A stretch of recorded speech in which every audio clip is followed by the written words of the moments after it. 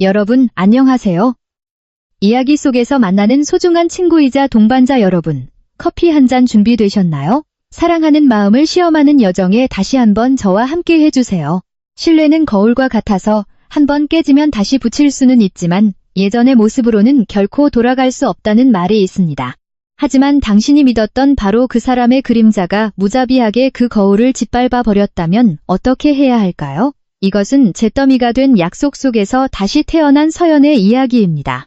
아침은 강남의 고급 주택가에 위치한 박민준과 서연 부부의 호화로운 저택에서 여느 때와 같이 시작되었습니다. 지난 10년간의 결혼 생활 동안 맞이했던 수천 번의 아침과 똑같이 말이죠. 거대한 파노라마 창문으로 햇살이 쏟아져 들어와 윤이 나는 참나무 바닥 위에서 춤을 추며 비싸지만 영혼 없는 장식품들의 생기를 불어넣었습니다. 서연에게 이 물건들은 더 이상 눈부시지 않았습니다. 그것들은 벽이었고 황금 세 장의 창살이었습니다. 침대를 정리하던 그녀의 눈에 무언가 들어왔습니다. 민준의 베개 밑에서 나는 낯선 반짝임. 그의 평소 이니셜 PMJ가 새겨진 황금 커프스 버튼이 아니었습니다. 그녀는 그것을 집어들었습니다. 중앙에 진주가 밝히고 은색 무늬로 장식된 작고 둥근 커프스 버튼. 우아하고 여성스러웠습니다. 그리고 가장 중요한 것은 그의 것이 아니라는 점이었습니다. 심장이 갑자기 쿵쾅거리기 시작했습니다. 지난 몇 달간 애써 외면해왔던 익숙한 불안감이 엄습했습니다. 민준이 늦게 귀가하던 밤들, 갑작스러운 출장, 그의 옷에서 가끔 풍겨오던 낯선 향수 냄새, 고객에게 줄 선물일지도 몰라. 그녀는 한 가닥 남은 이성의 끈을 붙잡으려 애쓰며 스스로에게 속삭였습니다. 아니면 그냥 사무실에서 누군가의 물건이 떨어진 걸 수도 있지. 하지만 진주를 들여다볼수록 그 안에는 자신의 의심이 비치고 있었습니다. 마음 깊은 곳에서 그녀는 이것이 단순한 우연이 아님을 알고 있었습니다. 그녀는 커프스 버튼을 실내 가운 주머니에 숨겼습니다. 차가운 금속이 피부를 태우는 듯 했습니다. 온종일 그녀는 이 무거운 비밀을 품고 다녔습니다. 벽시계의 매초가 관자놀이를 망치로 내리치는 듯 했습니다. 그녀는 평소처럼 행동하려 애썼습니다. 민준이 가장 좋아하는 음식인 갈비찜을 준비했습니다. 식탁을 차렸지만 입가의 미소는 눈까지 닿지 않았습니다. 해가 지기 시작하고 거실을 정리할 때 그녀의 전화가 울렸습니다. 낯선 이메일 주소 tltntltmpn.com로부터 온 메일이었습니다. 제목은 당신이 알아야 할 진실이었습니다. 그녀는 떨리는 손으로 메일을 열었습니다. 안에는 단 한 글자도 없었습니다. 오직 사진들 뿐이었습니다. 멀리서 고성능 카메라로 찍은 듯한 첨부 파일들이었습니다. 첫 번째 사진에는 민준이 차에서 내리고 있었습니다. 하지만 그녀를 숨막히게 한 것은 그것이 아니었습니다. 그의 옆에 있는 여인이 그녀의 세상을 멈추게 했습니다. 더 젊고 도발적인 미소를 띤 여자. 그녀의 손은 남편의 팔을 단단히 붙잡고 있었습니다. 그녀는 사진을 하나씩 열어보았습니다. 그들은 고급 레스토랑에서 웃고 있었습니다. 여자의 머리가 민준의 어깨에 기대어 있었습니다. 그들은 호텔 입구에서 엘리베이터를 기다리고 있었습니다. 민준의 손이 여자의 허리를 감싸고 있었습니다. 그리고 마지막, 가장 고통스러운 사진은 고급 오피스텔 문 앞에서 민준의 손에 들린 열쇠와 함께 그들이 키스하는 모습이었습니다. 열정이 가득한 키스. 그녀가 오랫동안 거부당했던 바로 그 키스였습니다. 마지막 사진 밑에는 이름이 인쇄되어 있었습니다. 한유라. 서연의 손에서 전화기가 떨어졌습니다. 부드러운 카펫 위로 떨어졌지만 그녀의 귀에는 폭발음처럼 들렸습니다. 세상이 멈춘 것 같았습니다. 들리는 것은 오직 미친 듯이 뛰는 자신의 심장 소리뿐이었습니다. 고통과 배신으로 가득 찬 고동. 한유라, 그래서였구나. 몇 분 동안 그녀는 멍하니 허공을 응시하며 앉아 있었습니다. 집의 벽들이 그녀를 옥죄며 천천히 숨통을 조여오는 것 같았습니다. 10년. 그녀의 인생, 그녀의 헌신, 그녀의 사랑의 10년. 모든 것이 헛되었습니다. 주차장에서 민준의 차 소리가 들렸습니다. 그녀는 갑자기 정신을 차렸습니다. 흐르는 줄도 몰랐던 눈물을 재빨리 닦았습니다. 전화기를 주워 숨겼습니다. 스스로를 진정시키려 애썼습니다. 강해져야만 했습니다. 이 현실을 마주해야 했습니다. 문이 열렸습니다. 민준이 가죽 서류 가방을 들고 들어왔습니다. 그의 얼굴에는 긴 하루의 피로가 묻어 있었습니다. 완벽한 가면이었습니다. 여보, 나 왔어. 그가 다가와 키스하며 말했습니다. 차가 엄청 막히네. 오늘 하루 어땠어? 서연은 그를 바라보았습니다. 이 얼굴, 그녀가 사랑했던 얼굴, 신뢰했던 얼굴, 이제는 낯선 사람의 얼굴처럼 보였습니다. 그녀는 억지로 미소를 지었습니다. 쓰라리고 힘겨운 미소였습니다. 괜찮았어요. 당신이 좋아하는 거 만들었어요. 역시 내 아내라니까. 민준이 말하며 그녀의 입술에 키스하기 위해 천천히 몸을 숙였습니다. 바로 그 순간이었습니다. 진실의 순간, 민준의 입술이 다가올 때 한유라와 키스하던 사진의 기억이 그녀의 머릿속에서 섬광처럼 터져나왔습니다. 역겨움에 속이 뒤틀렸습니다. 마지막 순간 그녀는 살짝 고개를 돌렸습니다. 민준의 키스는 그녀의 뺨에 닿았습니다. 차갑고 낯설고 거짓으로 가득 찬 키스였습니다. 그는 가까이 서 있었습니다. 서연은 그의 숨결을, 그녀가 왜 피했는지에 대한 그의 당혹감을 느낄 수 있었습니다. 그들 사이의 침묵은 무겁고 거의 귀가 먹먹할 정도였습니다. 그리고 그 침묵 속에서 서연은 모든 힘을 끌어모았습니다. 산산조각 난 마음의 파편들 속에서 그녀는 하나의 질문을 꺼냈습니다. 거의 속삭임에 가까웠지만 모든 것을 파괴하기에 충분히 큰 질문이었습니다. 한유라가 누구예요? 그녀는 민준의 눈빛이 변하는 것을 보았습니다. 혼란, 놀라움, 그리고 점차 번지는 차가움. 사랑하는 남편의 가면이 순식간에 무너져 내렸습니다. 그녀 앞에 익숙한 남자는 사라지고 얼음 같은 눈을 한 낯선 이가 서 있었습니다. 서연의 질문은 고요한 호수에 던져진 돌멩이와 같았습니다. 그 파문은 거세지 않았지만 그들의 완벽했던 결혼 생활의 그림자를 영원히 부서뜨릴 만큼 깊었습니다. 민준의 눈에서 다정함이 사라졌습니다. 그 자리에는 서연이 한 번도 본 적 없는 냉혹한 시선이 자리 잡았습니다. 방금 전까지 그녀의 어깨를 감싸고 있던 그의 손이 천천히 몸 옆으로 떨어졌습니다. 거의 알아챌 수 없는 비웃음이 그의 입술에서 새어나왔습니다. 기쁨 없는 조롱 가득한 웃음이었습니다. 그래, 그가 차가운 목소리로 말했습니다. 결국 알아냈군. 난 당신이 좀 더 오래 눈 감아줄 거라 생각했는데 부정도 사과도 없었습니다. 오직 경멸적인 인정뿐이었습니다. 서연은 등골이 오싹해지는 것을 느꼈습니다. 그녀는 주머니에서 진주 커프스 버튼을 꺼냈습니다. 그것을 들어올리는 그녀의 손이 떨렸습니다. 이게 진실의 시작인가요? 민준 씨? 아니면 당신의 수많은 거짓말 중 하나일 뿐인가요? 민준은 커프스 버튼을 쓰레기 보듯 쳐다보았습니다. 그렇게 신파극처럼 굴지 마, 서연. 당신한테 안 어울려. 신파극이라고요? 서연이 거의 소리쳤습니다. 가슴속의 고통이 점차 불타는 분노로 변해가고 있었습니다. 10년이에요, 민준 씨. 10년 동안 당신을 위해 헌신했어요. 내 모든 걸 줬는데 이게 당신의 보답인가요? 나보다 반이나 어린 여자라니. 민준은 바로 걸어가 위스키를 따랐습니다. 단숨에 들이켠 후 그녀에게 다시 돌아섰습니다. 그의 눈은 어둡고 감정이 없었습니다. 헌신했다고, 서연? 당신이 나에게 준 건 아내로서의 의무였어. 그럼 나는 뭘 줬지? 이 집, 당신의 비싼 옷들? 나 아니었으면 꿈도 못 꿀 삶이었잖아. 그러니까 감히 나를 탓할 생각은 마. 모든 단어가 뺨을 때리는 것 같았습니다. 모든 단어가 그녀의 자아를 한 조각씩 떼어냈습니다. 내가 당신에게 원한 건 돈이 아니었어요. 그녀가 갈라지는 목소리로 이제는 울며 말했습니다. 존중, 사랑, 그것뿐이었어요. 민준이 그녀에게 다가왔습니다. 그의 발걸음 하나하나가 무겁고 위협적이었습니다. 그는 그녀 바로 앞에 섰습니다. 키가 크고 그녀를 마치 하찮은 벌레처럼 내려다보았습니다. 존중을 원해? 그가 속삭였습니다. 그의 입에서 나는 술 냄새가 역겨웠습니다. 자기 자신도 없는 여자를 내가 어떻게 존중하지? 온 세상이 나를 중심으로 돌아가는 여자를? 그가 손가락으로 그녀의 가슴을 찔렀습니다. 당신은 나 없이는 아무것도 아니야, 서연. 명심해. 그 말들은 그녀의 마음속에 남아있던 마지막 사랑의 불씨마저 꺼뜨렸습니다. 짐승 같은 인간. 그녀가 소리치며 분노에 차 그의 가슴을 밀쳤습니다. 민주는 꿈쩍도 하지 않았습니다. 대신 그는 그녀의 팔을 거칠게 붙잡았습니다. 이제 와서 용감해졌나? 이거 놔요. 그녀는 팔을 빼내려 몸부림쳤습니다. 분노와 절망 속에서 몸싸움을 벌이던 중 민준이 그녀를 강하게 밀쳤습니다. 의도한 것은 아니었지만 힘이 실려 있었습니다. 서연은 균형을 잃었습니다. 그녀의 등이 유리 테이블 모서리에 부딪힌 후 바닥으로 쓰러졌습니다. 그녀는 넘어지는 고통보다 소리를 더 크게 느꼈습니다.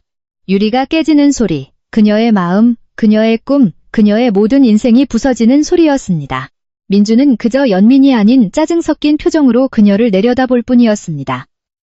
마치 그녀가 잘못한 것처럼 말입니다. 그리고 그 순간 서연은 자신이 무엇을 해야 할지 깨달았습니다. 그녀는 아픔을 무시하고 재빨리 일어섰습니다. 그녀는 달렸습니다. 그 남자로부터, 이 집으로부터, 10년의 거짓으로부터 달아났습니다.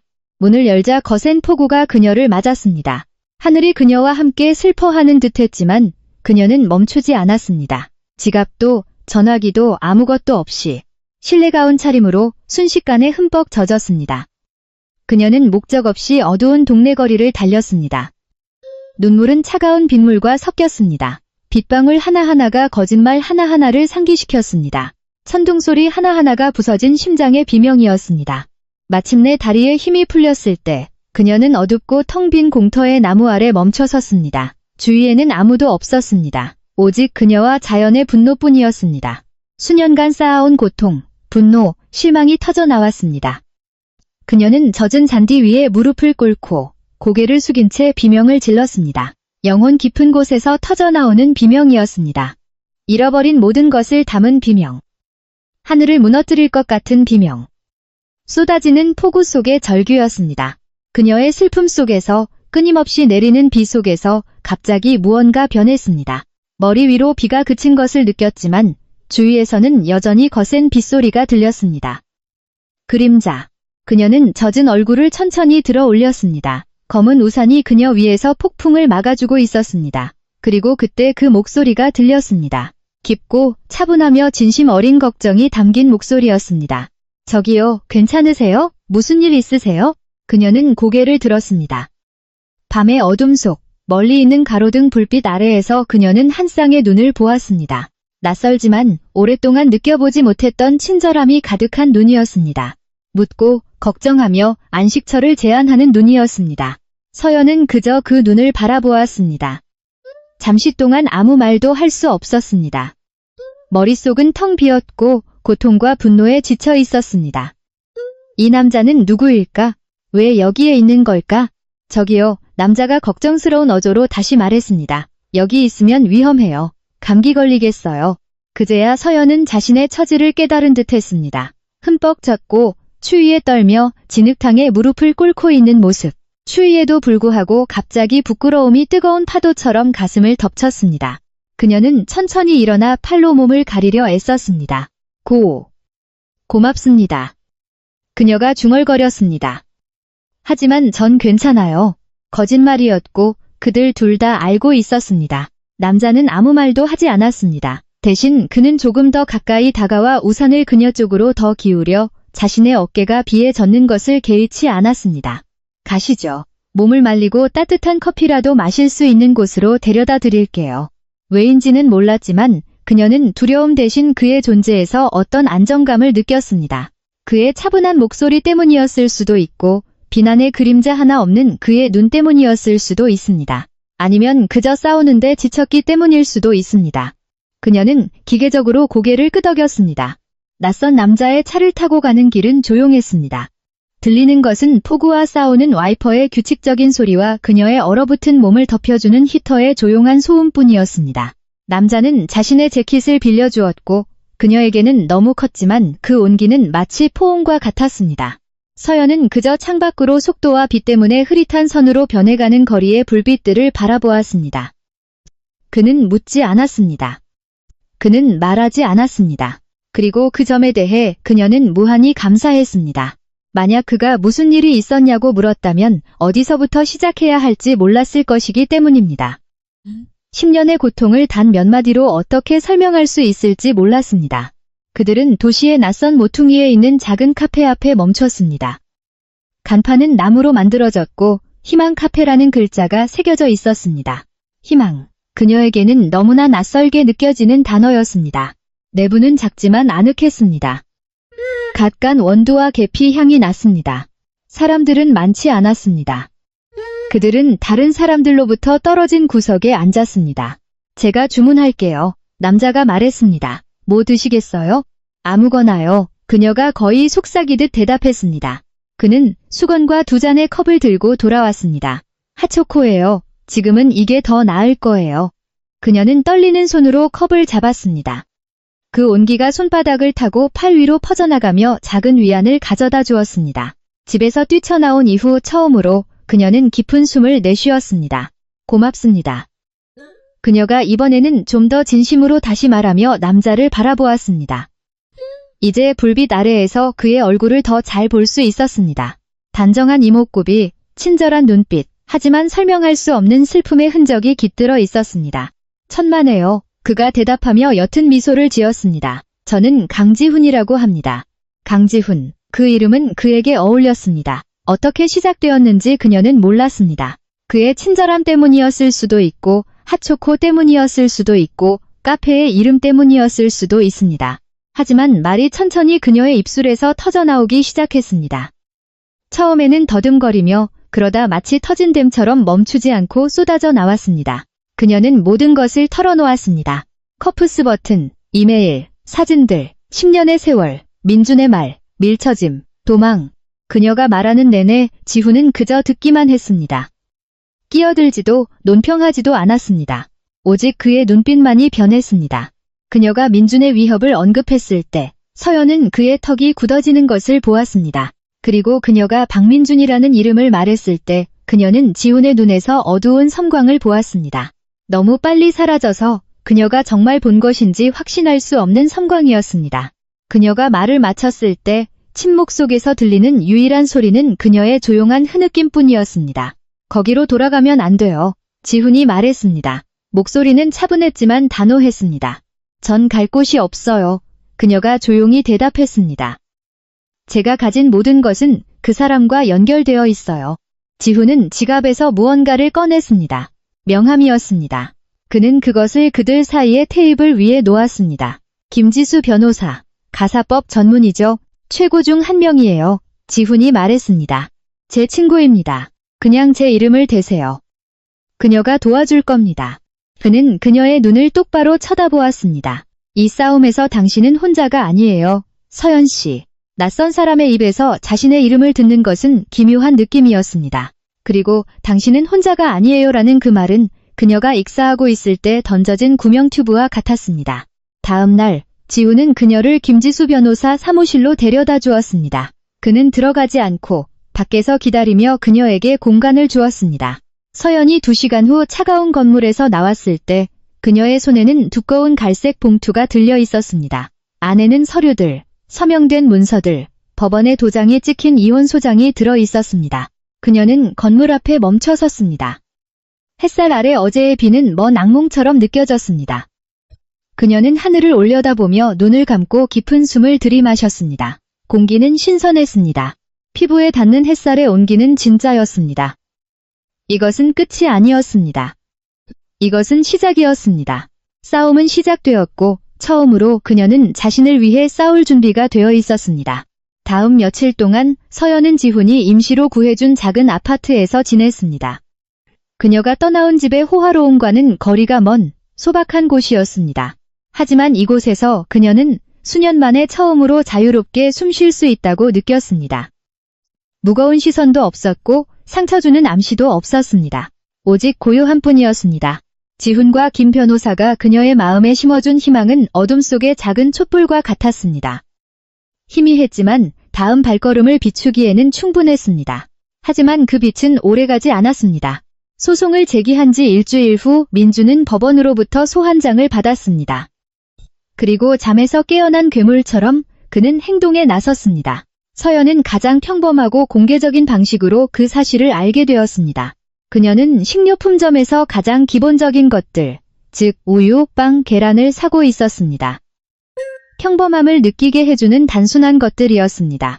계산대에 가서 그녀는 그들의 공동 계좌에 연결된 유일한 카드인 은행 카드를 꺼냈습니다.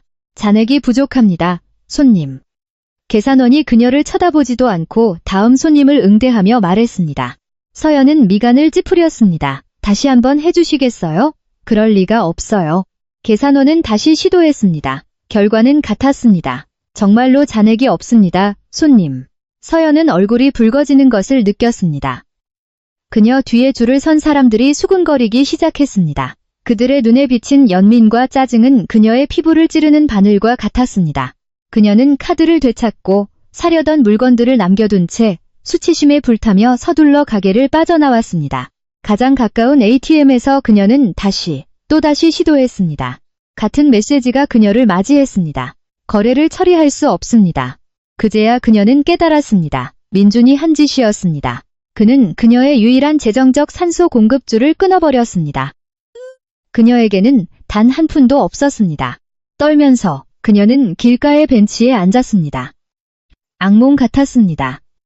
이제 어떻게 해야 할까? 어떻게 살아야 할까? 그녀가 멍하니 앉아있는 동안 전화가 울렸습니다. 화면에는 그녀 어머니의 이름이 떠 있었습니다. 그녀의 일부는 안도감을 느꼈습니다. 그녀의 엄마, 그녀의 가족, 그들은 이해해줄 것이었습니다. 엄마. 그녀가 떨리는 목소리로 전화를 받으며 말했습니다. 서연아, 세상에 얘야, 내 인생에 무슨 짓을 하고 있는 거니? 어머니의 목소리는 부드럽지 않았습니다. 분노와 실망으로 가득 차 있었습니다. 민준 씨한테 전화 왔었다. 그가 다 말해줬어. 엄마, 그건 사실이 아니에요. 뭐가 사실이 아니라는 거니? 어머니가 말을 잘랐습니다. 네게 다른 남자가 생겼다는 거? 네가 먼저 그를 버렸다는 거? 서연아, 우리는 청천벽력 같은 소리를 들었어. 민준 씨가 너를 위해, 우리를 위해 해준 모든 것들을 생각하면 그가 너를 호화롭게 살게 해줬는데 이게 내 감사 방식이니? 서연은 하늘과 땅이 뒤바뀌는 것 같았습니다. 민준은 그녀의 돈만 빼앗은 것이 아니었습니다. 그는 그녀의 가족마저 빼앗아갔습니다. 그는 그녀가 동맹이라고 믿었던 사람들의 마음을 도구로 물들였습니다.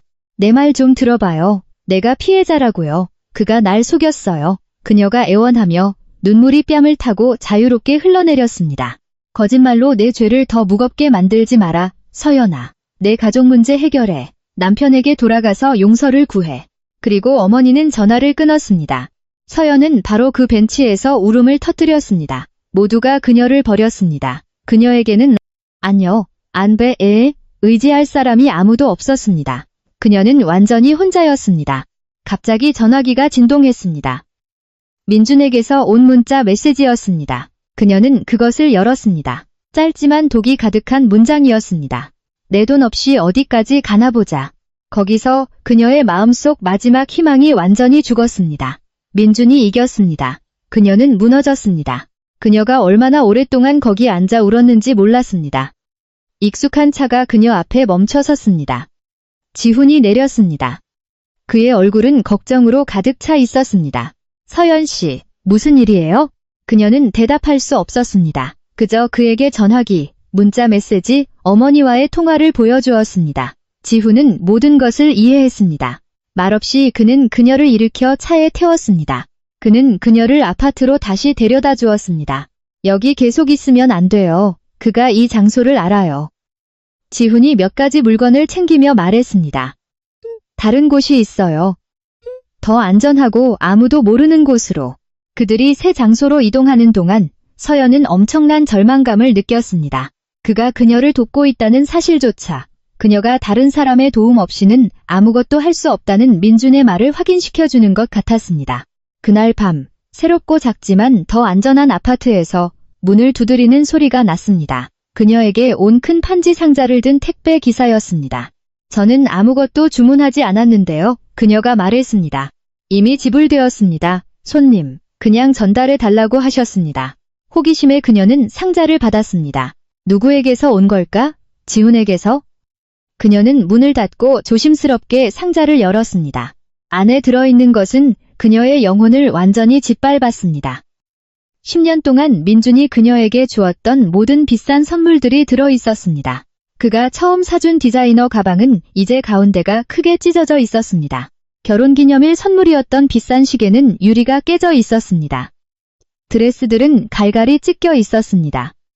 보석들은 부서져 있었습니다.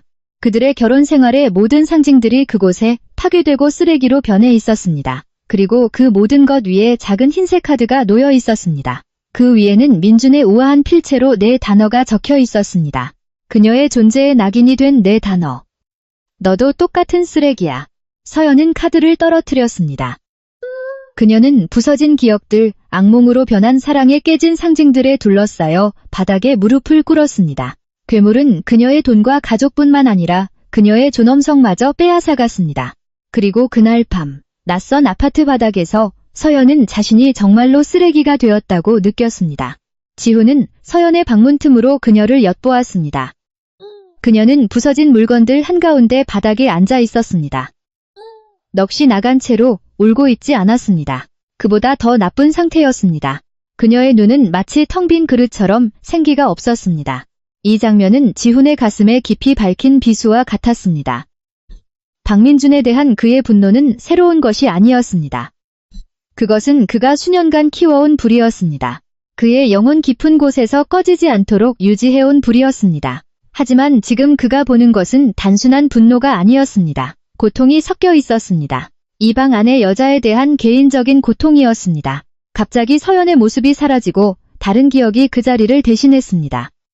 그가 잊으려 애썼지만 이런 순간마다 항상 되살아나는 기억이었습니다. 그는 그의 여동생, 루나의 오래된 방에 있었습니다. 그녀는 침대에 앉아 무릎을 감싸 안고 있었습니다. 마르고 창백했습니다. 한때 쾌활했던 그녀의 눈은 눈물과 절망으로 가득 차 있었습니다. 그는 그때 겨우 20살이었습니다. 오빠, 그 사람이 날 망가뜨렸어. 루나가 흐느끼며 그녀의 목소리는 부서져 있었습니다. 그는 내 모든 것을 앗아갔어. 내 꿈, 내 신뢰. 그는 날 파괴했어. 그녀는 같은 사람에 대해 이야기하고 있었습니다. 그의 당시 친구였던 박민준. 지훈은 눈을 질끈 감고 기억을 다시 의식의 어두운 구석으로 밀어 넣었습니다. 그래, 루나에 대한 복수심이 그를 민준의 사건을 조사하도록 이끌었습니다. 복수가 급이 오는 밤 이전부터 서연이 그의 시야에 들어온 이유였습니다. 하지만 지금 이 여자에게 느끼는 연민과 싹트기 시작한 감정은 그것은 다른 것이었습니다. 그것은 그 자신의 것이었습니다. 그는 서연이 그런 상태에 있는 것을 볼 수 없었습니다. 그는 민준이 루나에게 했던 짓을 그녀에게도 하도록 내버려 두지 않을 것이었습니다. 그는 조용히 문을 두드렸습니다. 서연 씨. 대답이 없었습니다. 그는 천천히 문을 열었습니다. 옷 입어요. 그가 부드럽지만 단호한 목소리로 말했습니다. 떠날 거예요. 그녀는 그를 쳐다보았습니다. 그녀의 눈에는 질문이 담겨 있었습니다. 어디로요? 파도 소리만 들리는 곳으로. 교회 지역은 비밀스러운 낙원을 품고 있었고 지훈은 서연을 그가 가장 좋아하는 장소 중 하나로 데려왔습니다. 하얀 모래와 가장자리의 거대한 바위들이 마치 이 장소의 평화를 지키는 수호신처럼 서 있는 작은 만이었습니다. 처음에 서연은 차 안에 머물렀지만 이내 바다에 이끌린 듯 문을 열고 해변으로 걸어갔습니다. 그녀는 샌들을 벗고 부드럽고 축축한 모래에 발을 담갔습니다. 지훈은 차에 기댄 채 멀리서 그녀를 지켜보았습니다. 그는 그녀가 눈을 감고 짭짤한 바람이 그녀의 얼굴을 어루만지게 내버려 두는 것을 보았습니다. 가벼운 한숨이 그녀의 가슴에서 터져 나왔습니다. 그녀의 영혼에 얹힌 무거운 짐의 아주 작은 일부라도 덜어내는 듯한 한숨이었습니다. 그 순간 햇살 아래에서 지훈은 아마도 민준이 그녀의 삶에 나타나기 전에 서연이었을 여자의 그림자를 보았습니다. 그리고 그는 그 그림자를 보호하고 그것이 돌아올 수 있도록 돕고 싶은 강한 열망을 느꼈습니다. 모래성 쌓을래요? 그가 가까이 다가가며 물었습니다. 그녀는 세상에서 가장 이상한 말을 들은 것처럼 놀라서 그를 쳐다보았습니다. 하지만 이내 작고 거의 보이지 않는 미소가 그녀의 입가에 떠올랐습니다. 그가 그녀에게서 본 첫 번째 진짜 미소였습니다.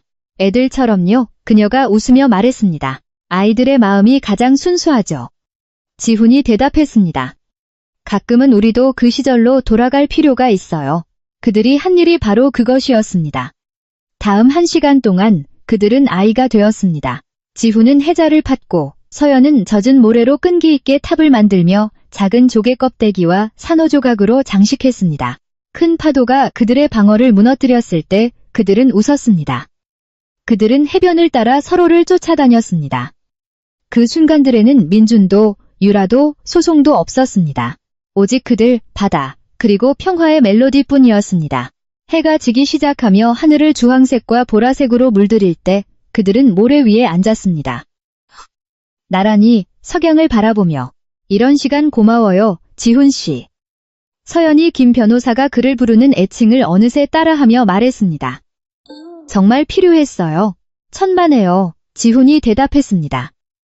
그의 시선은 서연의 얼굴에 그녀의 눈이 지는 해의 색깔을 어떻게 반사하는지에 고정되어 있었습니다. 머리카락 한 가닥이 그녀의 얼굴 위로 떨어졌습니다. 생각 없이 지훈은 그것을 치워주기 위해 손을 들었습니다. 하지만 그의 손가락이 그녀의 피부에 닿기 전에 그는 갑자기 멈칫했습니다.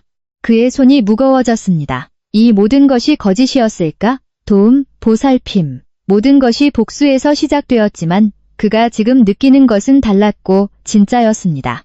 그리고 그것이 진짜였기 때문에 그는 죄책감을 느꼈습니다. 그는 자신의 큰 부분을 숨기고 있었기 때문입니다. 그녀가 아직 모르는 동기를. 그는 천천히 손을 내렸습니다. 그 순간은 깨졌습니다. 돌아오는 길, 차 안의 침묵은 이전과 같지 않았습니다. 낯선 사람들 사이의 침묵이 아니었습니다. 의미로 가득 찬, 말하지 않은 단어들로 가득 찬 침묵이었습니다. 서연을 데려다 준 후 지훈은 자신의 집으로 향했습니다. 그는 그의 모든 계획의 증인이었던 서재로 들어갔습니다. 불을 켜고 문을 잠갔습니다. 그는 큰 책장 앞에 무릎을 꿇고 특정 책을 잡아당겼습니다. 그 뒤에는 작은 금고가 있었습니다. 그는 그것을 열었습니다. 안에는 박민준이라고 표시된 두꺼운 파일이 있었습니다. 그는 그것을 꺼내 책상 위에 놓았습니다. 그는 그것을 열었고 내용물이 쏟아져 나왔습니다. 재무보고서, 사진, 거래 연대기, 수년간의 조사의 결과물이었습니다. 모든 서류 밑에는 사진 한 장이 있었습니다. 졸업장을 손에 들고 환하게 웃고 있는 행복한 소녀의 빛바랜 사진, 그의 동생, 루나였습니다. 지훈은 사진을 쓰다듬었습니다. 해변에서 느꼈던 그의 눈의 부드러움이 강하고 단호한 시선으로 바뀌었습니다. 그는 서류들을 보았습니다. 그리고 사진을 보았습니다. 곧이야, 루나. 그가 허공에 속삭였습니다. 내 서재의 고요함 속에서 곧 다음 몇 주 동안 서연은 기꺼이 받아들인 새로운 종류의 피로감을 느꼈습니다. 일하는 피로감이었습니다. 그녀에게 제2의 어머니가 되어준 희망 카페의 나이든 주인, 이 여사님의 도움으로 그녀는 바리스타 겸 조수로 일하기 시작했습니다. 월급은 적어서 일상적인 지출에만 겨우 충분했습니다. 하지만 그녀의 자존감에 대한 가치는 헤아릴 수 없었습니다. 그녀가 만드는 커피 한 잔 한 잔. 그녀가 닦는 테이블 하나하나. 고객으로부터 받는 감사의 미소 하나하나가 모두 그녀의 것이었습니다. 선물 받은 것도 빚진 것도 아닌 그녀가 번 것이었습니다. 10년 만에 처음으로 그녀는 박민준이라는 이름에 얽매이지 않고 세상에 기여하고 있다고 느꼈습니다.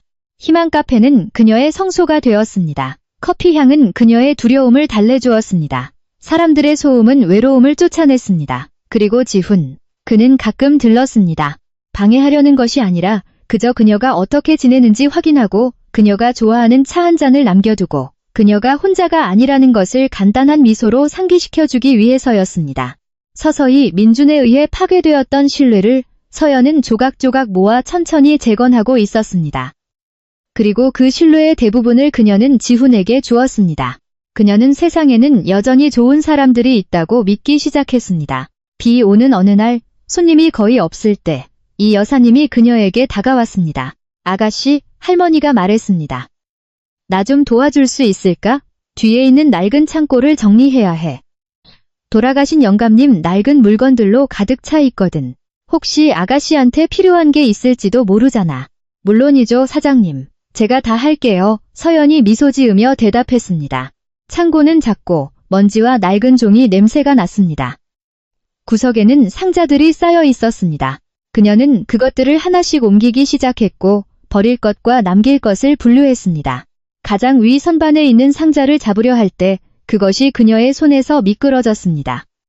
갑작스러운 상황에 그녀는 그것을 잡지 못했습니다. 상자는 바닥으로 떨어졌고 그 내용물들, 즉 낡은 책들, 사진 액자들, 접힌 서류들이 시멘트 바닥 위로 흩어졌습니다. 어머! 그녀가 속삭였습니다. 그녀는 흩어진 물건들을 모으기 위해 재빨리 무릎을 꿇었습니다. 그녀가 가장 먼저 집어든 것은 두껍고 무거운 책이었습니다. 대학 졸업 앨범이었습니다. 와인색 표지에 금색 글자로 2005년 졸업생이라고 적혀 있었습니다. 호기심에 그녀는 바닥에 앉아 그것을 펼쳤습니다. 페이지들은 누렇게 변해 있었습니다. 흑백 사진 속 얼굴들은 낯설었고 앞으로 닥칠 시련을 모른 채 꿈에 부풀어 있는 젊은이들이었습니다. 앨범의 끝부분, 동아리 활동 페이지에 가까워졌을 때 익숙한 얼굴이 그녀의 시선을 사로잡았습니다. 토론 동아리 사진에서 그녀는 젊은 지훈을 보았습니다. 마르고 안경을 쓰고 있었습니다. 하지만 친절하고 진지한 눈은 똑같았습니다. 서연의 입가에 미소가 떠올랐습니다. 이렇게 생겼었구나, 지훈 씨. 그녀가 웃으며 속삭였습니다. 점차 신뢰하기 시작한 사람의 과거 일부를 보는 것은 기분 좋은 일이었습니다. 하지만 그 미소는 갑자기 사라졌습니다. 그녀의 시선은 사진 속에서 지훈 옆에 서 있는 남자에게 멎었습니다. 마치 세상에서 가장 친한 친구인 것처럼 그의 어깨를 감싸 안고 있는 남자. 머리 스타일은 다르고 몸은 더 날씬했습니다. 하지만 거만한 미소, 오만한 눈빛은 그녀가 모를 수 없었습니다. 민준이었습니다. 서연은 숨이 멎는 것을 느꼈습니다. 얼굴에서 핏기가 가셨습니다. 그녀는 자신이 잘못 본 것이라고 스스로를 설득하려 애쓰며 사진을 뚫어지게 쳐다보았습니다. 그냥 닮은 사람일지도 모른다고. 하지만 사진 밑에는 작은 글씨로 인쇄된 캡션이 있었습니다. 토론 동아리의 무적 듀오, 강지훈, 박민준. 나란히 적힌 이름들. 흑백으로 명시된 부인할 수 없는 사실이었습니다. 지훈의 어깨 위에 놓인 민준의 팔은 더 이상 우정의 표시로 보이지 않았습니다. 그것은 뱀의 손처럼 보였습니다. 그들의 얼굴에 떠오른 미소는 더 이상 승리자의 미소로 보이지 않았습니다. 그것은 공동의 비밀을 가진 두 사람의 미소처럼 보였습니다. 모든 것이 갑자기 제자리를 찾았습니다. 그들의 첫 만남의 밤, 지훈이 어떻게 바로 그 장소에 빗속에서 나타났는지, 그녀가 처음 민준의 이름을 언급했을 때 그의 눈에 비친 기묘한 변화, 법에 대해, 그리고 민준 같은 사람과 싸우는 방법에 대해 그가 가지고 있던 끝없는 지식처럼 보였던 것. 그것은 우연이 아니었습니다. 그것은 사고가 아니었습니다. 앨범을 들고 있던 서연의 손이 떨리기 시작했습니다. 그 느낌은 단순한 충격이 아니었습니다. 그것은 배신이었습니다. 얼음 같은 공포가 그녀의 등을 타고 흘렀습니다. 그날 밤의 비보다 더 차가운 공포였습니다. 그녀를 구해준 사람. 그녀에게 희망을 준 사람. 그녀가 점차 마음을 열기 시작한 그 사람이 그녀의 가해자를 알고 있었습니다. 그리고 그냥 아는 정도가 아니었습니다. 그들은 친구였습니다. 그녀는 힘껏 앨범을 닫았습니다. 표지가 부딪히는 큰 소리가 조용한 창고에 울려 퍼졌습니다. 그녀의 어깨에 갑자기 쏟아진 진실만큼이나 무거운 소리였습니다. 그는 처음부터 알고 있었다. 그는 모든 것을 알고 있었다. 그리고 그는 거짓말을 했다. 졸업 앨범은 거실의 작은 테이블 위에 놓여 있었습니다. 닫혀 있었지만 서연에게는 그 무게가 아파트 전체를 무너뜨릴 만큼 무거웠습니다. 지훈이 오기를 기다리는 매 순간이 고문이었습니다. 분노가 가라앉기 시작하며 차갑고 씁쓸한 실망감이 남았습니다. 또 속았어. 그 말이 독처럼 다시 혈관을 타고 퍼지며 머릿속에서 메아리 쳤습니다. 그녀는 믿을 수 있는 사람, 민준과는 다른 사람을 찾았다고 생각했지만 이제 그들 사이의 차이가 흐릿해지고 있었습니다. 문을 두드리는 소리가 들렸을 때 그녀의 심장은 예전처럼 기대감으로 뛰지 않았습니다. 대신 마치 얼음 조각처럼 굳어버렸습니다. 그녀는 깊은 숨을 들이마시고 마음을 다잡고 문을 열었습니다. 빵집에서 사온 작은 종이봉투를 들고 익숙한 미소를 띤 지훈이 서 있었습니다. 간식 사왔어요. 당신이 좋아하는 단팥빵. 하지만 그의 미소는 서연의 무표정한 얼굴을 보자 천천히 사라졌습니다. 그녀의 눈에는 이전의 따뜻함이 없었습니다. 무슨 일 있어요, 서연 씨? 지훈이 걱정 가득한 목소리로 물었습니다. 서연은 대답하지 않았습니다. 그저 옆으로 비켜서 그가 들어오게 했습니다. 그녀는 문을 닫았고 잠금 장치가 찰컥하는 소리는 마치 선고처럼 들렸습니다. 지훈은 그녀가 테이블로 다가가 와인색 책을 가리키는 것을 따라 시선을 옮겼습니다. 이게 뭐예요? 그건 당신이 말해줘야죠. 서연이 얼음처럼 차가운 목소리로 대답했습니다. 지훈은 미간을 찌푸렸습니다. 그는 다가가 졸업 앨범을 보고는 미세하게 굳었습니다. 그는 그 책을 알고 있었습니다. 그는 천천히 책을 펼쳤고 그의 손가락은 자동적으로 토론 동아리 페이지를 찾았습니다. 침묵, 무겁고 숨막히는 침묵이었습니다. 서연 씨, 그가 말을 시작했지만 그녀가 가로막았습니다. 왜요? 서연이 물었고 그녀의 목소리는 두려움이 아닌 억눌린 고통으로 떨리기 시작했습니다. 왜 저한테 말하지 않았어요? 그 질문, 그가 기다려온 질문, 그가 매일 밤 두려워했던 질문. 그는 서연의 눈을 바라보았습니다. 이전의 희망과 싹트던 신뢰는 깨진 거울 속의 영상으로 바뀌어 있었습니다. 거짓말쟁이의 모습으로. 부인하는 것은 무의미했고 변명할 곳도 없었습니다. 복잡해서요. 그가 조용히 대답했습니다. 그가 알기에도 불충분한 대답이었습니다. 복잡하다고요? 쓴웃음이 서연에게서 터져나왔습니다. 뭐가 그렇게 복잡해요? 지훈 씨, 서연 씨, 알고 보니 당신 인생을 망친 그 악마와 내가 친구였네요 라고 말하는 게요? 그게 그렇게 어려워요? 지훈은 고개를 숙였습니다. 모든 단어가 타격이었습니다. 그녀가 옳았습니다. 그는 말했어야 했습니다. 하지만 언제, 어떻게, 그렇게 많은 거짓과 고통으로 둘러싸인 진실을 어떻게 말할 수 있을까? 우린 더 이상 친구가 아니에요. 그가 고개를 들며 눈 속의 진실을 보여주려 애쓰며 말했습니다. 오래전에요. 그리고 민준이 그 이유예요. 그는 서연의 얼굴에서 의심을 보았습니다. 그녀는 알아야만 했습니다. 그녀는 모든 것을 알아야 했습니다. 제 여동생, 그가 말을 시작했고 그 단어를 언급하는 것만으로도 그의 마음에 익숙한 고통이 밀려왔습니다. 루나. 막내였죠. 똑똑하고 쾌활하고 꿈이 가득했어요. 전 그녀와 함께 자랐고 그녀를 지켜주겠다고 약속했어요. 그의 목소리가 변하기 시작하며 그가 오랫동안 숨겨왔던 분노로 가득 찼습니다. 민준이 성공하기 시작했을 때 그는 우리 가족과 가까워졌어요. 그는 말을 잘했고 매력적이었죠. 그리고 루나, 그녀는 그를 존경했어요. 제 동생은 온 마음을 다해 그를 사랑했어요. 민준은 그녀를 속였어요. 결혼, 가정을 약속했죠. 하지만 사실 그는 루나를 당시 정부 고위관리였던 제 아버님의 신뢰를 얻기 위해 이용했을 뿐이에요. 그는 우리의 인맥을 그의 불법적인 거래에 이용했어요. 그리고 그가 원하는 것을 얻었을 때, 제 동생이 임신했다는 사실을 알았을 때, 그는 그녀를 쓰레기처럼 버렸어요. 지훈은 허공을 응시했고 기억들이 폭풍처럼 밀려왔습니다. 우리는 모든 것을 잃었어요. 아버지의 명성, 그의 건강, 그리고 루나, 그녀는 견디지 못했어요. 그녀의 눈 속의 빛이 천천히 꺼져갔어요. 어느 날 밤, 그녀는 그냥 포기했어요. 그리고 태어나지 않은 제 조카를 데리고 갔어요. 서연은 모든 단어를 들었습니다. 그녀의 가슴 속 분노는 점차 녹아내리고 그녀 앞에 남자에 대한 깊은 연민과 그녀 자신의 경험을 뛰어넘는 민준에 대한 불타는 증오로 바뀌었습니다. 이제 그녀는 남편의 이름이 언급될 때마다 지훈의 눈에 비치던 어둠을 이해했습니다. 그것은 단순한 분노가 아니었습니다. 그것은 슬픔이었습니다. 하지만 연민은 곧 다른 감정과 섞였습니다. 더 날카로운 배신감. 그 비극이 아무리 고통스러웠다 해도 그녀가 이용당했다는 사실을 무효화하지는 않았기 때문입니다. 그래서였군요. 서연이 속삭였고 마침내 모든 것을 이해했습니다. 그날 밤 당신이 거기 있었던 이유. 당신이 무엇을 해야 할지 알았던 이유. 우연이 아니었군요. 모든 것이 계획된 거였어요. 그녀는 지훈을 바라보았고 그녀의 눈은 새로운 고통으로 가득 찼습니다. 전 그냥 당신의 복수를 위한 도구였나요? 지훈 씨, 민준에 대한 당신의 게임 속 조리였나요? 그 말들은 어떤 물리적인 뺨보다도 그를 더 아프게 때렸습니다. 그는 서연의 눈에서 고통을 보았고 그것이 자신의 잘못이라는 것을 알았습니다. 아니에요. 그가 재빨리 대답하며 한 걸음 다가섰습니다. 아니에요. 서연 씨, 제 말 좀 들어봐요. 그래요. 모든 것이 복수에서 시작됐어요. 그래요. 민준을 감시하고 있었어요. 그리고 당신에게 문제가 있다는 것을 알았을 때 그를 파면시킬 기회라고 생각했어요.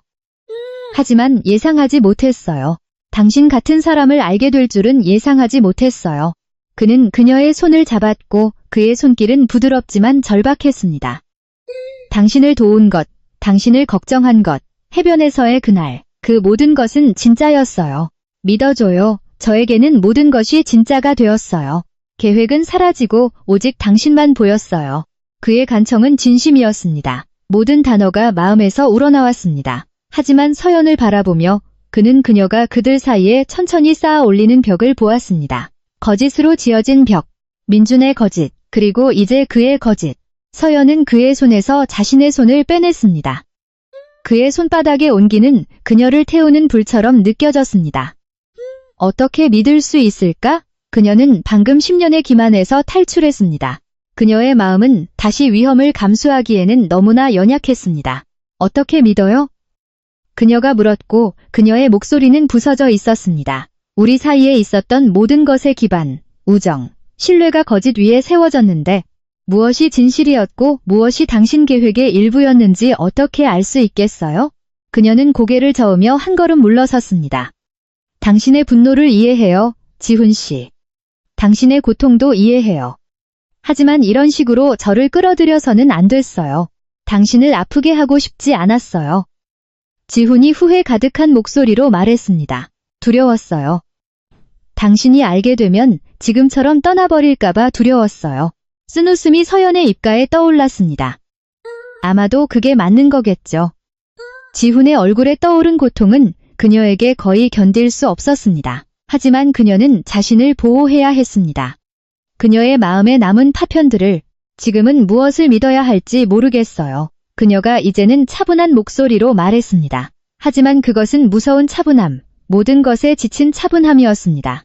생각할 시간이 필요해요. 가주세요, 제발. 그 말들은 지훈에게 최종 선고처럼 밝혔습니다. 그는 고개를 끄덕였고 그의 온몸에서 패배감이 명백하게 드러났습니다. 한마디 말도 반박도 없이 그는 문으로 향했습니다. 잠시 멈춰서 무언가 말하고 싶은 듯 했습니다. 하지만 결국 그는 그냥 문을 열고 나갔습니다. 문이 닫혔을 때 아파트의 침묵은 귀가 먹먹할 정도였습니다. 서연은 소파에 주저앉아 눈을 감았습니다. 두 남자, 두 종류의 배신. 하나는 탐욕 때문에, 다른 하나는 슬픔 때문에. 하지만 둘 다 고통스러웠고 둘 다 그녀에게 이용당했다는 느낌을 남겼습니다. 무거운 침묵 속에서 갑자기 전화벨이 울렸습니다. 날카로운 소리가 방을 찔렀습니다. 그녀는 받고 싶지 않았지만 벨은 끈질겼습니다. 마침내 그녀는 누가 전화했는지 보지도 않고 그것을 받았습니다. 여보세요? 그녀가 지친 목소리로 대답했습니다. 반대편에서는 여성의 목소리가 들렸습니다. 꿀처럼 부드럽고 달콤했지만 숨겨진 차가움이 있었습니다.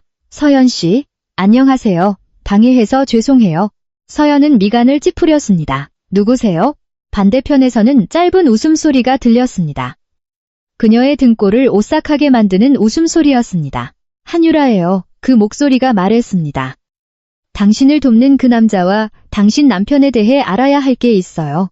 그 이름은 예리한 유리 조각처럼 서연의 귀를 찔렀습니다. 한유라. 사진 속의 여자. 모든 것의 원인.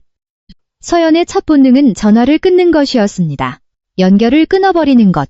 이 여자에게 그녀의 인생의 어떤 자리도 내주지 않는 것. 하지만 그녀의 일부, 거짓과 반쪽 진실에 지친 일부는 손가락 하나 까딱할 수 없었습니다. 그녀는 또 어떤 거짓말을 하려는 걸까?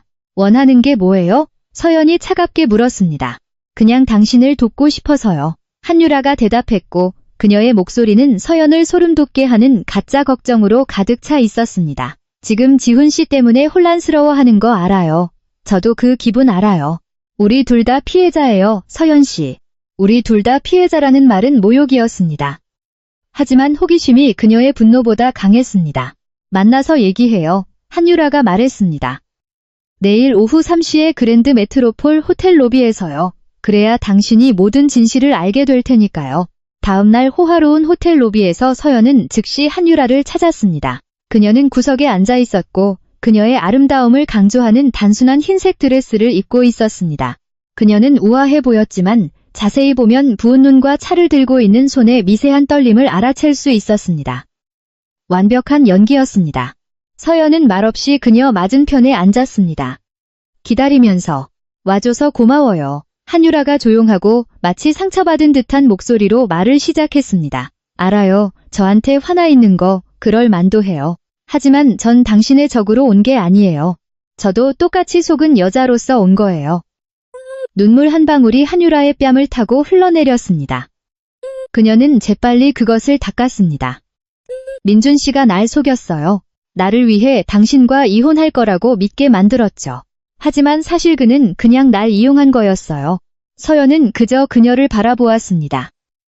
그녀의 마음은 단단한 돌덩이 같았습니다. 그녀는 그녀의 드라마 같은 말 한마디도 믿지 않았습니다. 하지만 제가 여기 온 건 민준 씨 때문이 아니에요. 한유라가 계속했습니다. 지훈 씨 때문이에요. 그의 이름이 언급되자 서연은 아픔을 느꼈습니다. 제가 다 들었어요, 서연 씨. 한유라가 끔찍한 비밀을 공유하듯 몸을 기울이며 말했습니다. 민준에 대한 그의 계획, 그의 여동생 이야기, 모든 것을요. 그리고 당신은 가장 고통스러운 사실을 알아야 해요. 그는 그냥 당신을 이용한 거예요. 서연은 모든 단어를 들으며 허점, 거짓을 찾았습니다. 그가 당신에게 보여준 어떤 것도 진실이 아니었어요. 한유라가 가짜 연민으로 가득 찬 눈으로 말했습니다. 빗속에서의 구조, 당신에 대한 도움, 그의 미소, 모든 것이 계획의 일부였어요. 그는 민준을 파멸시키기 위해 당신이 필요했어요. 그는 당신의 신뢰가 필요했죠. 그리고 그것을 얻으면 그는 당신을 그냥 버렸을 거예요. 민준이 저에게 그랬던 것처럼요. 한유라의 말은 서연의 마음속에서 싹트기 시작한 두려움과 의심과 완벽하게 일치했습니다. 그녀가 말하는 것은 지훈이 인정한 진실의 최악의 버전이었습니다. 지훈의 버전에서는 그들의 관계에 진실이 있었습니다. 한유라의 버전에서는 모든 것이 계산된 게임이었습니다. 우리 둘 다 피해자예요, 서연 씨. 한유라가 테이블 너머로 손을 뻗어 마치 그녀를 만지려는 듯이 반복해서 말했습니다. 두 복수심에 불타는 남자들의 게임 속 장난감일 뿐이죠. 서연은 그녀가 자신을 만지도록 내버려 두지 않았습니다. 그녀는 등을 꼿꼿이 폈습니다. 할 말 다 했으면. 갑자기 한유라가 전화기를 들었고 그녀의 표정이 희생자에서 충격받은 모습으로 급격히 변했습니다. 세상에. 안 돼. 이렇게 빨리. 무슨 일이에요? 서연이 알고 싶지 않았지만 물었습니다. 한유라가 그녀에게 자신의 전화기 화면을 보여주었습니다. 인기 있는 연예 블로그였습니다. 헤드라인은 크고 눈부셨습니다. 유명 사업가 아내, 담당 변호사와 비밀 데이트 현장 포착, 박민준 이혼 소송의 이면 스캔들. 그리고 그 아래에는 사진들이 있었습니다. 서연에게는 익숙하지만 이제는 다른 의미를 갖게 된 사진들. 지훈과 해변에서 웃고 있는 사진은 마치 그들이 껴안고 있는 것처럼 잘려 있었습니다. 급이 오는 밤 지훈이 그녀를 차에 태워주는 사진은 어두운 각도에서 비밀스러운 만남처럼 보였습니다. 그리고 최악은 그녀가 지훈의 아파트로 들어가는 사진이 마치 그들의 사랑의 보금자리인 것처럼 제시되었습니다. 사진들은 명백히 멀리서 찍힌 것이었습니다. 몰래카메라로. 서연은 공포에 휩싸였습니다. 그들은 미행당하고 있었습니다. 이게 무슨 말도 안 되는 소리예요? 그녀가 화면에서 눈을 떼지 못한 채 떨리는 목소리로 말했습니다. 그들이에요. 한유라가 가짜 공포로 가득 찬 얼굴로 속삭였습니다. 재판 전에 당신을 파멸시키려는 민준의 짓이에요. 마치 당신이 바람을 피운 것처럼 모든 것이 당신 탓인 것처럼 보이게 하려는 거죠. 서연은 재빨리 자신의 소셜미디어를 열었습니다.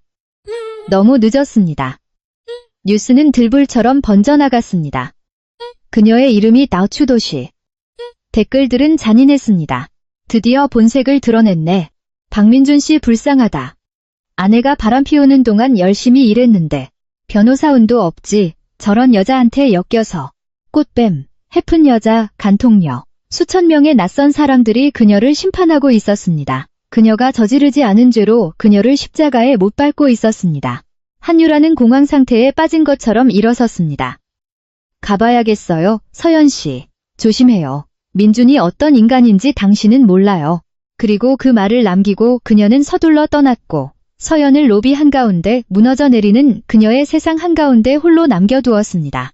호텔을 나오면서 서연은 시선을 느꼈습니다. 낯선 사람들의 속삭임, 비난의 눈초리, 수치심이 그녀를 감싸는 두꺼운 담요 같았습니다. 그녀는 거의 숨을 쉴 수 없었습니다. 이것이 민준이 원했던 것이었습니다. 그녀의 마음뿐만 아니라 그녀의 이름, 그녀의 존재를 파괴하는 것. 택시에 탔을 때 그녀의 변호사인 김지수에게서 전화가 왔습니다. 서연 씨, 봤어요. 그녀가 걱정 가득한 목소리로 말했습니다. 걱정하지 마세요.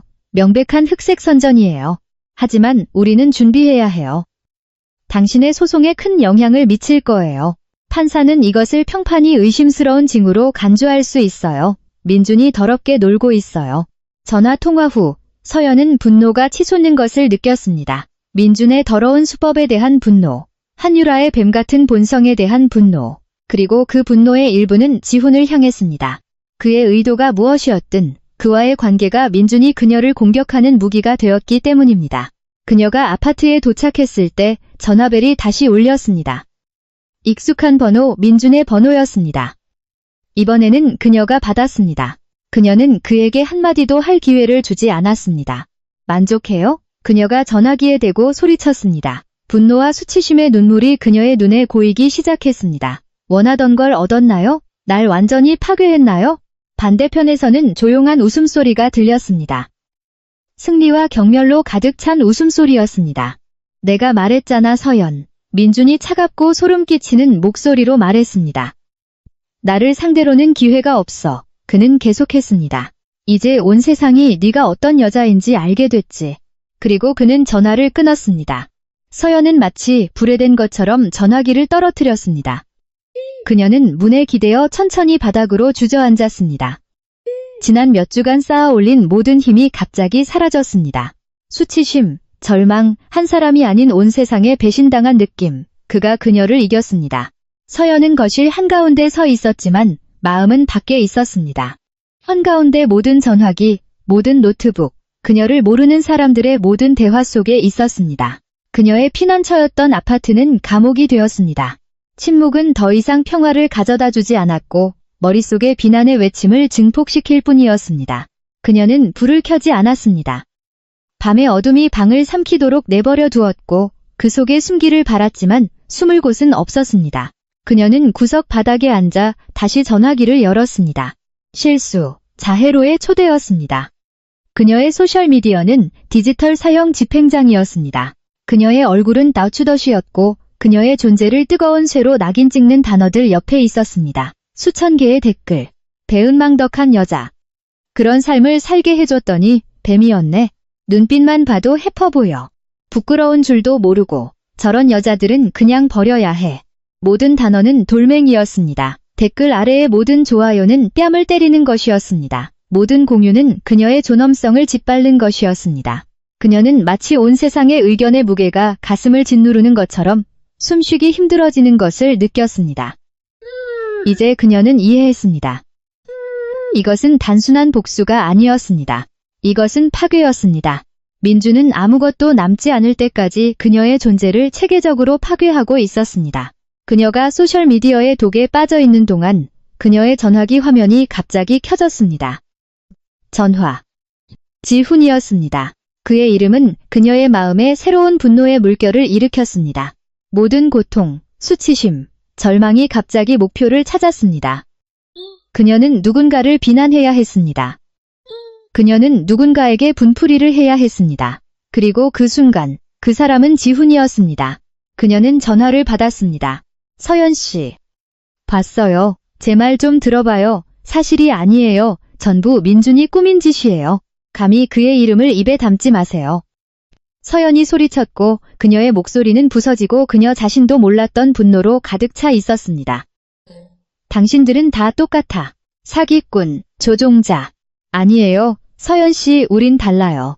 다르다고요? 뭐가요, 지훈 씨? 쓴웃음이 그녀에게서 터져나왔습니다. 그는 돈과 권력을 위해 날 이용했어요. 당신은 당신의 복수를 위해 날 이용했고요. 결국 당신들 둘 다 날 장난감으로 당신들의 이기적인 이익을 위한 도구로 만들었어요. 사실이 아니에요. 당신에 대한 제 감정은 당신의 감정이라고요? 그녀가 말을 잘랐습니다. 당신의 감정은 중요하지 않아요. 왜냐하면 모든 것이 거짓 위에 세워졌으니까. 당신의 거짓말이 민준에게 오늘날 파괴한 무기를 줬어요. 당신이 처음부터 정직했다면 이런 일은 일어나지 않았을 거예요. 반대편에서 지훈은 침묵했습니다. 그에게는 대답할 말이 없었습니다. 부분적으로는 서연이 옳다는 것을 알았기 때문입니다. 모든 걸 후회해요. 서연이 계속했고 모든 단어는 독으로 가득 차 있었습니다. 빗속으로 뛰쳐나간 걸 후회해요. 당신의 도움을 받은 걸 후회해요. 당신을 믿은 걸 후회해요. 그녀는 잠시 멈추고 마지막 가장 고통스러운 말을 하기 위해 숨을 골랐습니다. 다시는 내 앞에 나타나지 마세요. 당신을 만난 걸 후회해요.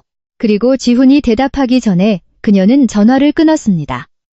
그녀는 전화기를 마치 더러운 물건인 것처럼 소파 반대편으로 던졌습니다. 모든 것이 끝났습니다. 그녀가 모든 것을 끝냈습니다. 이제 정말로 아무것도 남지 않았습니다. 발걸음이 그녀를 욕실로 이끌었습니다. 그녀는 거울 앞에 멈춰 섰습니다. 어둠 속에서 그녀는 자신의 모습을 거의 알아볼 수 없었습니다. 그녀는 불을 켰습니다. 그녀를 마주보고 있는 여자는 낯선 사람이었습니다.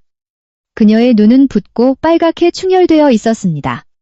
피부는 창백했습니다. 입술은 핏기가 없었습니다. 그녀 안에서 싹트기 시작했던 희망의 불씨가 완전히 꺼졌습니다. 이제 그녀는 패배한 여자, 망가진 여자, 두 남자에게 배신당하고 온 세상에 비난받는 여자를 보았습니다. 그녀는 자신을 알아보지 못했습니다. 그녀는 더 이상 이것을 견딜 수 없었습니다. 그녀는 몸을 지탱하기 위해 세면대를 붙잡았지만 무릎에 힘이 풀렸습니다. 그녀는 등을 차가운 벽에 기댄 채 바닥으로 천천히 미끄러졌습니다. 거기 차가운 욕실 타일 위에서 그녀는 무릎을 감싸 안고 울기 시작했습니다. 큰 울음이 아니었습니다. 그녀의 영혼 깊은 곳에서 나오는 조용하고 떨리는 흐느낌이었습니다. 모든 흐느낌은 마침내 항복하는 그녀의 심장의 한 조각이었습니다. 그녀는 낭비된 10년, 잃어버린 신뢰, 등을 돌린 가족, 거짓이 되어버린 희망, 그리고 도둑맞은 존엄성을 위해 울었습니다. 그녀는 눈물이 마를 때까지 울었습니다. 지독한 피로와 거대한 공허함만 남을 때까지. 그녀가 얼마나 오래 거기에 앉아 있었는지 몰랐습니다. 마침내 일어설 힘이 생겼을 때 그녀는 좀비처럼 거실로 돌아왔습니다. 그녀의 눈은 텅 비었고 마음은 무감각했습니다. 그녀의 시선은 아직도 상자가 놓여있는 구석에 멎었습니다. 민준의 부서진 선물들이 담긴 상자. 이 모든 것이 시작된 상자. 그녀는 그곳으로 다가갔습니다. 하나씩 그녀는 과거의 파편들을 들어 올렸습니다. 찢어진 실크, 깨진 유리, 부서진 진주. 그녀는 마치 자신의 인생의 폐허를 보고 있는 것 같았습니다. 마지막으로 그녀는 그들의 결혼사진이 담긴 은색 액자를 집었습니다. 유리는 깨져 있었고 민준과 그녀가 행복하고 웃고 아무것도 모르던 사진 자체에는 큰 찢김이 있었습니다. 그녀는 마치 그 손길로 모든 것을 지울 수 있는 것처럼 사진을 만졌습니다. 찢어진 종이를 밀어내자 그녀는 뒤에서 단단한 무언가를 느꼈습니다. 사진과 액자 뒷면의 판지 사이에 끼어있는 무언가였습니다. 그녀는 미간을 찌푸렸습니다. 천천히 떨리는 손가락으로 그녀는 조심스럽게 판지를 제거했습니다. 그리고 거기 그들의 결혼사진 뒷면에 수년간 숨겨져 있던 작고 검고 예상치 못한 물건이 붙어 있었습니다. 작은 USB 메모리 스틱이었습니다. 서연은 작은 메모리 스틱을 손바닥에 쥐고 있었습니다. 차갑고 단단하고 진짜였습니다. 그녀 과거에 파괴된 상징들 속에서 이것은 온전한 무언가였습니다. 그녀가 이해할 수 없는 무언가였습니다. 무엇이 들어있을까? 그녀의 마음에 가장 먼저 떠오른 생각은 그저 오래된 사진 저장 장치라는 것이었습니다. 혹은 또 다른 민준의 속임수, 때를 기다리는 독, 의심과 두려움이 그녀를 덮쳤습니다. 하지만 그날 밤 이후, 절망의 바닥을 친 이후, 그녀가 더 두려워할 것이 무엇이 있었을까? 아무것도 없었습니다. 절망에서 태어난 새로운 결심으로 그녀는 오랫동안 사용하지 않았던 낡은 노트북을 꺼냈습니다. 그녀의 손은 여전히 떨렸지만 더 이상 두려움이나 슬픔 때문이 아니었습니다. 그것은 흥분과 작은, 타오르는 희망의 불꽃이 섞인 떨림이었습니다. 그녀는 메모리 스틱을 꽂았습니다. 깊은 숨을 내쉬었습니다. 화면에 나타난 아이콘을 클릭했습니다. 폴더는 이름이 없었습니다. 그 안에는 또 다른 폴더가 그리고 또 다른 폴더가 있었습니다. 마치 그것을 열려는 사람을 혼란스럽게 하기 위해 만들어진 미로 같았습니다. 하지만 그녀는 계속했습니다. 그리고 마침내 끝에 도달했을 때 그녀의 눈이 커졌습니다. 숨이 멎었습니다. 사진이 아니었습니다. 문서, 스프레드시트, 음성 녹음, 스캔된 계약서들이었습니다. 모든 파일에는 제목이 있었습니다. 회사 이름, 정치인 이름, 날짜, 그리고 숫자들, 아주 많은 숫자들. 사업 전문가가 아니더라도 그녀는 자신이 무엇을 보고 있는지 이해했습니다. 이것은 부패에 대한 상세한 기록이었습니다. 존재하지 않는 프로젝트에 대한 가짜 계약서들, 해외 계좌로의 은행 송금 내역, 민준이 뇌물과 불법 거래에 대해 명확하게 논의하는 음성 녹음. 이것은 박민준의 어두운 비밀이었습니다. 그의 제국의 진정한 기반이었습니다. 모든 호화로움, 모든 권력은 범죄와 기만 위에 세워졌습니다. 그녀는 한유라의 말을 떠올렸습니다. 민준이 어떤 인간인지 당신은 몰라요. 그리고 민준이 그의 가족을 어떻게 이용했는지에 대한 지훈의 말, 모든 것이 맞아떨어졌습니다. 이것이 증거였습니다. 이 모든 것이. 하지만 가장 큰 질문은 남아 있었습니다. 왜 이것이 그들의 결혼 사진 뒤에 숨겨져 있었을까? 그리고 그때 그녀에게 차가운 깨달음이 찾아왔습니다. 이것은 그의 보험이었습니다. 민주는 이것을 그들의 집에서 가장 개인적이고 감상적인 물건에 숨겨두었습니다. 그녀가 결코 파괴하거나 버릴 것이라고 생각하지 않을 물건에, 그녀에게는 신성했던 물건에, 그는 그것이 가장 안전한 장소라고 생각했습니다. 그녀의 눈앞에 있는 완벽한 은신처. 그 아이러니는 거의 우스꽝스러웠습니다. 그들의 사랑의 상징이 그의 가장 어두운 죄를 숨기고 있었습니다. 그녀는 화면에서 깜박이는 커서를 바라보았습니다. 그녀의 손가락 끝에 있는 힘은 압도적이었습니다. 그녀는 민준을 가사 법정에서뿐만 아니라 온 세상의 눈앞에서 파멸시킬 수 있었습니다. 그가 그녀에게서 모든 것을 빼앗아간 것처럼 그녀도 그에게서 모든 것을 빼앗을 수 있었습니다. 복수는 너무나 가까이에 있었습니다. 하지만 문서를 바라보면서 그녀는 가슴속에서 이상한 감정이 싹트는 것을 느꼈습니다. 분노가 아니었습니다. 기쁨도 아니었습니다. 그것은 명료함이었습니다. 그녀는 자신의 진정한 적이 민준만이 아니라는 것을 깨달았습니다. 그것은 지난밤 거울 속의 그 여자였습니다. 패배한 여자, 망가진 여자, 자신의 가치가 다른 사람들의 의견에 달려있다고 믿었던 여자. 이 힘을 그녀는 복수를 위해 사용하지 않을 것입니다. 그녀는 그것을 정의를 위해 사용할 것입니다. 자신을 위해, 루나를 위해, 그리고 민준의 다른 모든 희생자들을 위해. 그녀의 힘. 그것은 지훈에게서 온 것이 아니었습니다. 어떤 남자에게서 온 것도 아니었습니다. 그녀의 힘은 여기에, 거짓 뒤에 숨어 있었고 그저 그녀가 그것을 찾기를 기다리고 있었습니다. 그녀는 전화기를 들었습니다. 지훈에게 전화하는 대신 그녀는 김지수 변호사의 번호를 찾았습니다. 마침내 몇 번의 신호음 끝에 그녀가 받았습니다. 목소리는 아직 잠이 덜 깬 듯했습니다. 김 변호사님, 늦은 시간에 죄송합니다. 서연이 말했습니다. 그녀의 목소리는 더 이상 떨리지 않았습니다. 부서지지도 않았습니다. 그것은 차분하고 단호하며 그녀가 방금 자신에게서 발견한 권위로 가득 차 있었습니다. 우리가 필요한 모든 것을 제가 가지고 있습니다. 그녀가 계속했습니다. 이것을 끝내기에 필요한 것 이상을요. 전화 통화 후 그녀는 다시 전화기를 보았습니다. 최근 통화 목록에서 지훈의 이름을 보았습니다. 고통은 여전히 거기에 있었습니다. 아직 아물지 않은 상처.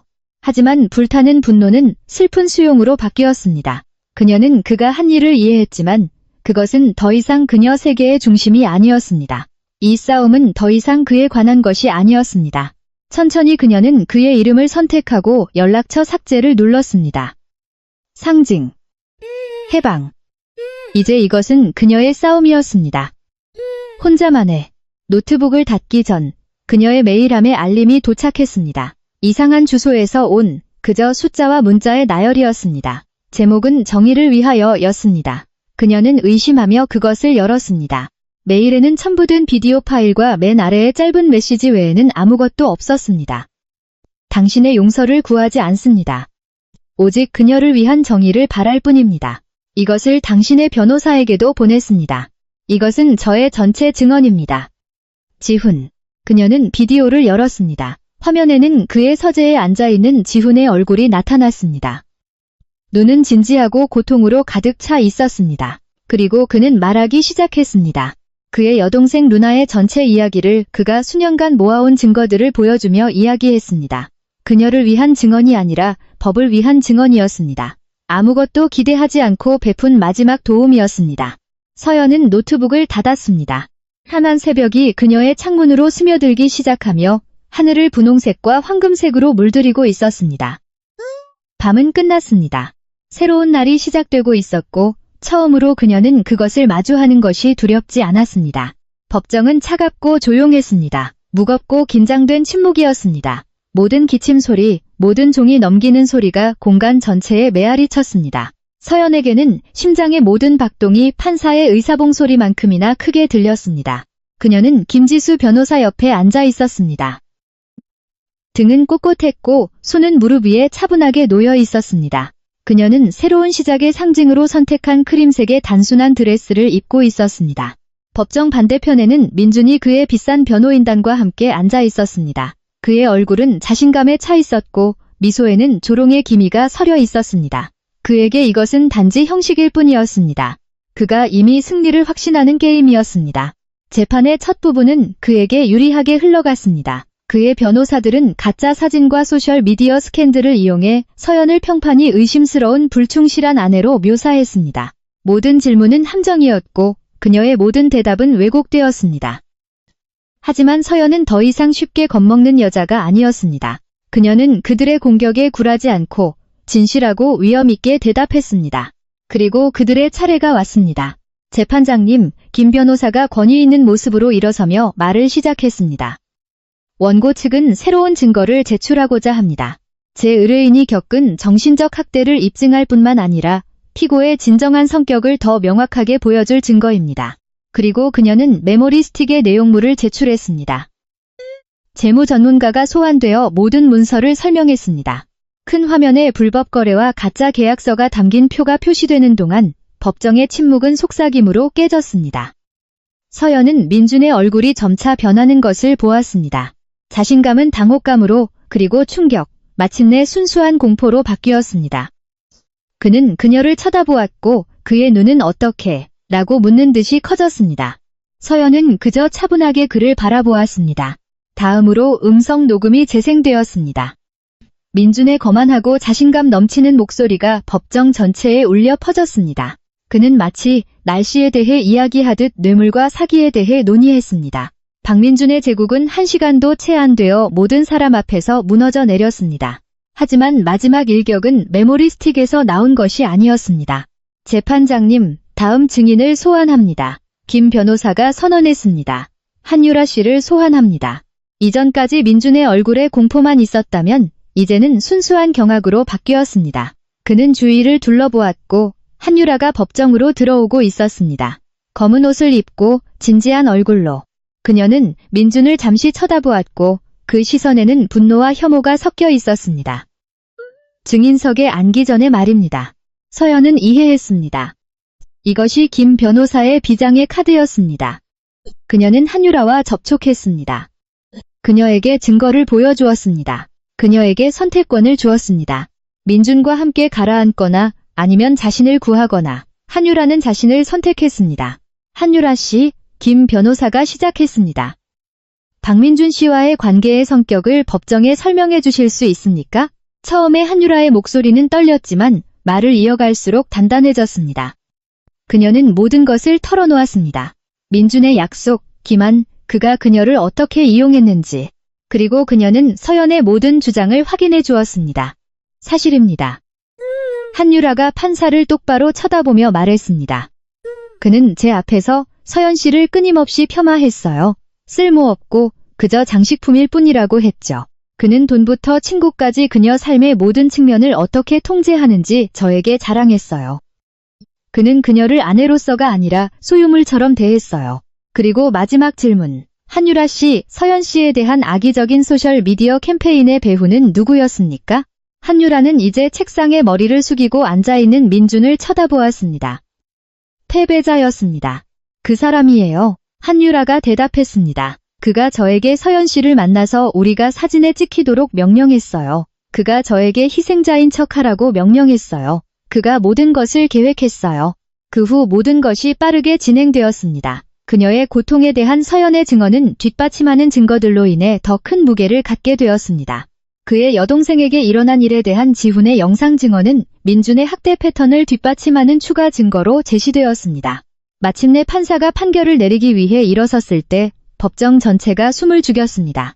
제출된 반박할 수 없는 증거에 근거하여 판사가 크고 분명한 목소리로 말했습니다. 법원은 피고 박민준 씨 측의 정신적 학대 상태가 충분히 입증되었다고 판단합니다. 따라서 원고 서연 씨가 제기한 이혼 소송은 이로써 인용됩니다. 깊은 안도의 한숨이 서연에게서 터져나왔습니다. 하지만 판사는 아직 끝나지 않았습니다. 더욱이 금융사기에 관한 증거의 심각성을 고려하여 법원은 이 사건의 자료 사본을 검찰에 송부하여 박민준 씨에 대한 전면적인 형사수사를 진행하도록 명령합니다. 모든 것이 끝났습니다. 한순간에 민준은 모든 것을 잃었습니다. 아내, 명성, 자유. 경찰이 민준을 법정 밖으로 데리고 나갈 때 한때 거만했던 사업가는 흠뻑 젖은 강아지처럼 보였습니다. 그들의 시선이 마지막으로 마주쳤습니다. 서연의 눈에는 증오가 없었습니다. 오직 연민과 끝났다는 느낌뿐이었습니다. 그녀가 건물을 나왔을 때 카메라 플래시와 기자들의 외침이 그녀를 맞았습니다. 하지만 그녀는 더 이상 두려워하지 않았습니다. 그녀는 숨지 않았습니다. 그녀는 박민준의 아내가 아닌 서연으로서 그들 앞에 섰습니다. 그녀는 카메라 렌즈를 똑바로 쳐다보았고 처음으로 대중 앞에서 그녀의 입가에 진짜 평화로운 미소가 떠올랐습니다. 멀리 길 건너편에 나무에 기댄 채 그녀는 지훈을 보았습니다. 그는 다가오지도 신호를 보내지도 않았습니다. 그는 그저 거기에 서서 그녀를 지켜보고 있었습니다. 그의 눈은 후회, 감탄, 그리고 존경이 뒤섞여 있었습니다. 그는 서연이 자신을 발견한 것을 보았습니다. 그는 거의 알아챌 수 없게 고개를 끄덕였습니다. 그녀의 승리에 대한 무언의 인정이었습니다. 그리고 그는 천천히 돌아서서 인파 속으로 사라지기 시작했습니다. 1년, 그 심판의 날로부터 1년이 지났습니다. 누군가에게는 그저 365일이었을지 모릅니다. 하지만 서연에게는 한평생이었습니다. 희망 카페는 더 이상 작은 커피숍이 아니었습니다. 이제는 도시 중심부에 뛰는 심장이었습니다. 갓 내린 커피 향이 방문객들의 즐거운 웃음소리와 조용한 어쿠스틱 음악 소리와 섞였습니다. 벽은 지역 예술가들의 작품으로 장식되었고 구석에는 여성들을 위한 지원 그룹과 워크숍을 알리는 게시판이 걸려 있었습니다. 이것은 서연의 세상이었습니다. 그녀가 스스로 만든 세상. 조각조각. 서연 이모. 그녀가 학대적인 관계에서 탈출하도록 도와준 새로운 바리스타. 유진이 그녀를 불렀습니다. 3번 테이블 주문이요. 카푸치노 2잔. 거품만이요. 알았어. 서연이 미소 지으며 대답하고 에스프레소 머신 앞에서 재빨리 일하기 시작했습니다. 그녀의 모든 움직임은 자신감 있고 능숙했습니다. 그 두려워하고 의심 많던 여자의 그림자는 남아있지 않았습니다. 지금 여기에 서 있는 여자는 주인이자 멘토이자 친구이자 생존자였습니다. 그녀가 커피를 만드는 동안 문 위에 종이 울리며 새로운 방문객을 알렸습니다. 처음에는 우유 거품을 내느라 바빠서 신경 쓰지 않았습니다. 하지만 갑작스러운 유진의 침묵과 문 쪽을 향한 그녀의 시선이 그녀를 멈추게 했습니다. 그녀는 천천히 돌아보았습니다. 그리고 거기 입구에 지훈이 서 있었습니다. 1년, 꼬박 1년 동안 그녀는 그에 대해 아무것도 듣지 못했습니다. 법정에서의 그날 이후 그는 완전히 사라졌습니다. 지금 그녀 앞에 서 있는 남자는 그녀가 기억하는 사람과는 달랐습니다. 그는 조금 살이 빠졌고 더 수수한 옷차림이었고 그의 눈에 있던 이전의 긴장감, 그 복수의 불꽃이 사라졌습니다. 오랫동안 품어온 슬픔의 기운이 깃든 깊고 조용한 평온함이 남아 있었습니다. 그는 카운터로 다가왔습니다. 몇몇 단골 손님들의 시선이 그들에게 향했고 아마도 그 스캔들을 아직 기억하고 있었을 것입니다. 하지만 서연은 그들을 신경 쓰지 않았습니다. 그녀는 오직 그녀 앞에 있는 남자만 보았습니다. 서연 씨, 그가 인사했고 그의 목소리는 조용하고 카페의 소음 속에서 거의 들리지 않았습니다. 그녀는 고개를 끄덕였습니다. 지훈 씨. 그 이름이 무거움 없이, 분노 없이 그녀의 입술에서 흘러나왔습니다. 그냥 이름이었습니다. 얘기 좀 할 수 있을까요? 5분만요. 그가 부탁했습니다. 서연은 그를 카페 뒤의 작은 사무실로 안내했습니다. 영수증, 책, 그리고 미래에 대한 계획으로 가득 찬 방이었습니다. 그는 의자에 앉았고 그녀는 책상에 기댄 채 서 있었습니다. 잠시 동안 아무도 말하지 않았습니다. 그리고 지훈이 고개를 들었습니다. 그의 시선은 오해할 수 없는 감정으로 가득 차 있었습니다. 순수한 후회. 무언가를 부탁하러 온 게 아니에요. 그가 말을 시작했습니다. 당신의 새로운 삶을 방해하러 온 것도 아니고요. 오직 오래전에 했어야 할 말을 하러 왔어요. 솔직하게, 거짓 없이. 그는 깊은 숨을 내쉬었습니다. 미안해요, 서연 씨. 모든 것에 대해서요. 말은 간단했고 설명도 변명도 없었습니다. 그가 야기한 고통에 대한 순수하고 완전한 인정이었습니다. 거짓말해서 미안해요. 분노로 가득 찬 제 계획이 당신을 끌어들여서 미안해요. 그리고 무엇보다도 당신이 가장 믿을 사람이 필요했던 그 순간에 제가 당신을 실망시켜서 미안해요. 서연은 그저 그를 바라보며 모든 단어를 듣고 그것을 마음속으로 받아들였습니다.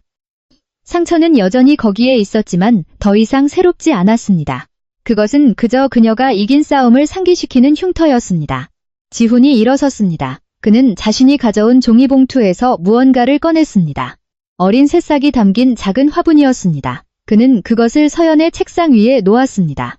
당신의 새로운 시작을 위해서요. 그가 말했습니다. 서연은 생명과 성장의 상징인 식물을 보았습니다. 그리고 그녀는 지훈을 보았습니다. 그리고 거기 처음으로 그녀의 입가에 그를 향한 진짜 미소가 떠올랐습니다. 고통도 의심도 없는 미소. 수용과 평화로 가득 찬 미소였습니다. 고마워요. 그녀가 말했습니다. 지훈은 고개를 끄덕였고 그의 눈에서 서연은 가벼운 안도감을 보았습니다.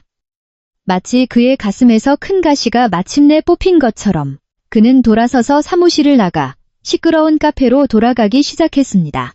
서연은 그를 지켜보았습니다. 아마도 이것이 그들의 장을 닫는 것이었을 겁니다. 조용한 작별. 하지만 그가 이미 문에 다가갔을 때 그녀의 입술에서 한마디가 흘러나왔습니다. 지훈 씨. 그는 멈춰섰고 손은 이미 문손잡이에 있었습니다. 그는 천천히 돌아보았습니다. 서연은 그를 바라보았고 미소는 여전히 그녀의 입가에 있었습니다. 커피 한잔 할래요?